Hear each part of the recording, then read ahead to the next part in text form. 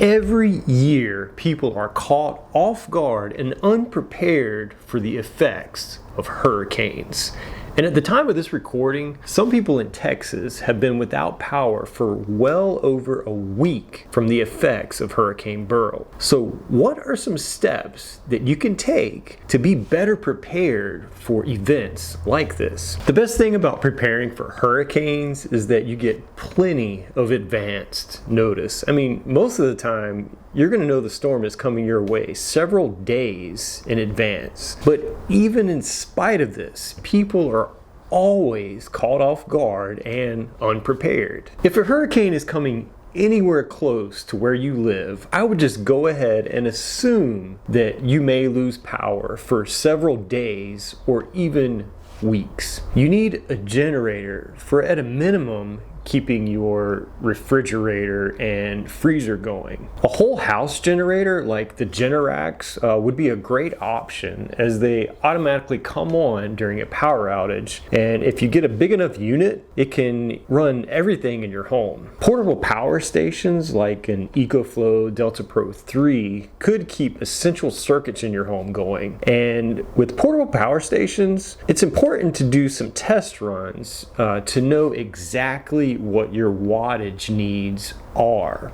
Just having a couple of solar panels may not be enough, because you may be using more power than you're putting in. That's why even if you have a portable power station, I would still recommend getting a small inverter generator that you can use to keep your power station charged when the solar panels may not be enough. And if you have a gas generator, it's extremely important that you keep it well maintained and store it the right way. Never leave gas in your carburetor. I've heard stories of people that thought they were well prepared because they had a generator, but they didn't maintain and store it properly. So when they were hit with a power outage after a storm, they couldn't get the generator started. So it didn't do them any good. So it's extremely important to maintain and store your generator properly. I would even recommend getting your generator out every month or two and just start it up, run it for a while, make sure everything is working properly. That way, when you need it for an emergency like this, you'll know it's ready to go and it will start up right away. And make sure you have plenty of fuel for your generator stocked up and ready to go. Once a hurricane hits and the power goes out, the fuel pumps at the gas station aren't going to work. And if a gas station does happen to have power, the lines of people waiting to get gas are going to be extremely long. And you don't want to have to go out and try to get supplies right before or after a storm. You don't want to be in that situation, so just stay stocked up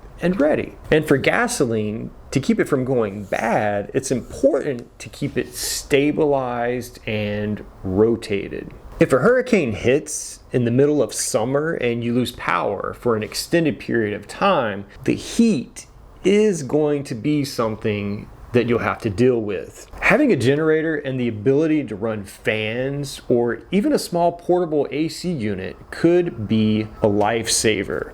Unfortunately, I've heard of fatalities happening during events like this because people get overheated. And for food, I would recommend having at least 2 weeks worth of food that's easy to prepare, stocked up in your home for emergencies like this. And having more would obviously be better, but if the power's out, you're going to need a method for cooking this food, and a small camp stove is a great option for something like this. You're also going to need to have plenty of water. Before the storm, you could obviously fill up your bathtub with water, and if you lose the water supply to your home, this could be used for multiple purposes, but a big one would be to use it for filling your toilet tank so you can flush your toilets. A lot of people don't think about this, but if you lose the water supply to your home, you're going to get one flush out of your toilet and then that's it. The back tank is empty and you're not going to be able to flush anymore. So you need a way to keep this full. And having a bathtub full of water would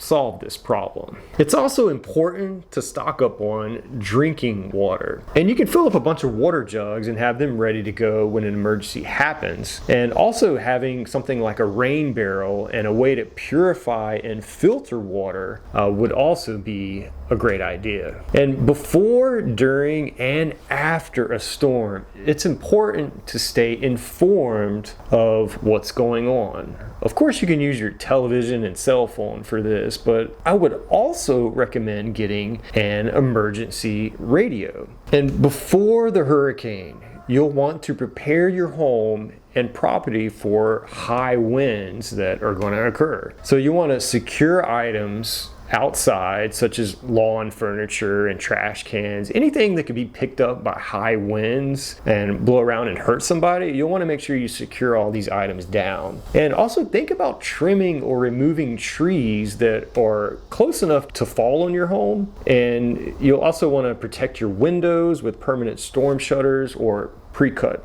plywood to prevent broken glass. And while you'll want to prepare your home the best you can for riding out the storm and possible power outages that could occur, you also want to think about evacuating if necessary. If an evacuation order goes into effect where you live, go ahead and have a plan well ahead of time of where you will go, what you're going to bring with you, and have several routes pre-planned of how you're going to get there.